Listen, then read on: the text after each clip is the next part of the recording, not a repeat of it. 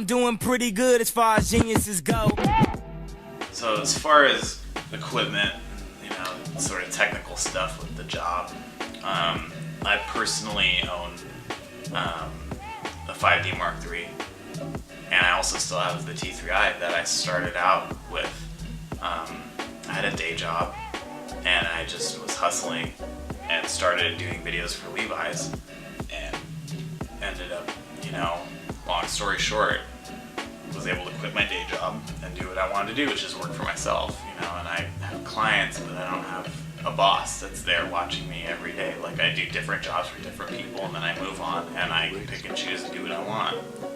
I'm on my own schedule, I make my schedule, and at the end of the day, that's the way it works, which is exactly what I want, because that's who I am. Like, a lot of people need structure and enjoy that lifestyle and need that to motivate them, whereas that takes my motivation away.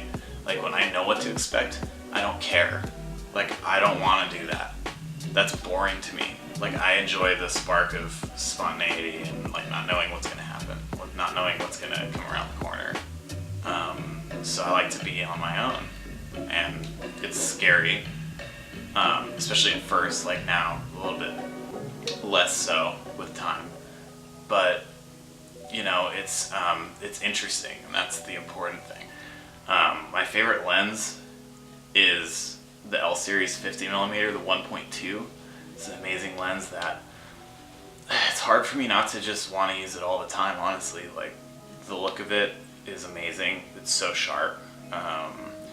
When you stop to 1.2, you know, you can see everything. Like, at a concert, shooting video, at a club, at a wedding. Like, I mean, you can shoot at night on the street and see all the way down the street with, like, barely any light. So it's crazy. I love that lens. It's great.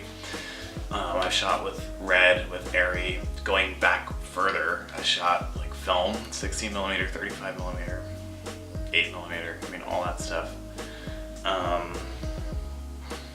Let's see, what else? I like to.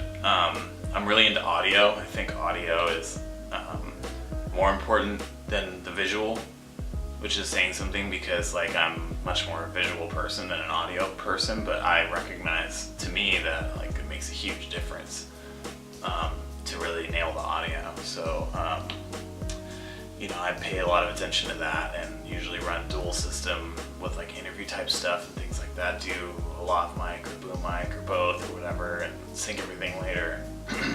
Kind of go that route. And I like Rode as a company. I think that they make awesome stuff that's affordable, and I've never been disappointed by any of their gear, their mics, or you know, anything like that. And yeah, I really like. I've been using GoPros a lot lately, which is kind of cool. It cuts well into Red footage, into DSLR footage. You can use it for all sorts of crazy things. Like, I'll just throw them up for no reason all the time, and then end up using the GoPro stuff. Like, I did a lookbook for Dockers recently. It was like a spring summer lookbook for them, where I set up GoPros and did a time lapse later. Like, I didn't even know if I was going to want to use any of the footage, but I was like, I have these cameras, just set them up and, like, let them run. Like, why not? I can just throw it out if I don't want it, you know?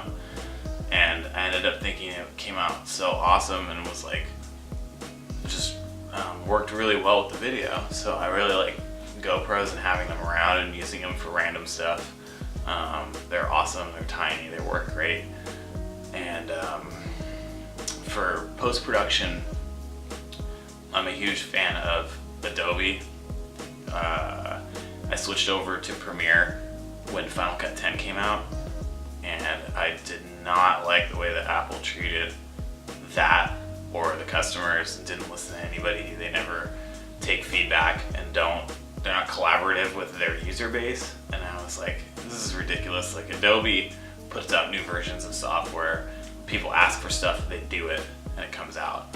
So it's like, why am I gonna give my money to these assholes who are, like, on this high horse of, like, we own the market, so we can do whatever we want, and like we don't have time for what you guys think because you're gonna buy it anyway. It's like, no, fuck you. And then you see what happens. Like professionals are moving away from using Final Cut, and they've been moving away from Avid anyway, and they're going to use Premiere, which used to be thought of as a joke or a toy, and now people are cutting feature films on it. They're doing amazing things with it. It works better than any other nonlinear editing software that I can think of. In my opinion, I like it better. I think it works better. I think it's faster. All their other stuff is amazing. Everybody knows that. After Effects is great. Photoshop, all that stuff. It's like, you know, this company does it the best, I think, and so it's all integrated. They make all that stuff. So I just basically am like, I'm gonna give my money to somebody. I'll give it to you. Get Creative Cloud. You guys should pay me for PR for you right now because I'm sold, and I think that you guys do the best job. So that's how I feel about Adobe and post-production. At least that side of post-production. But so yeah, I don't know.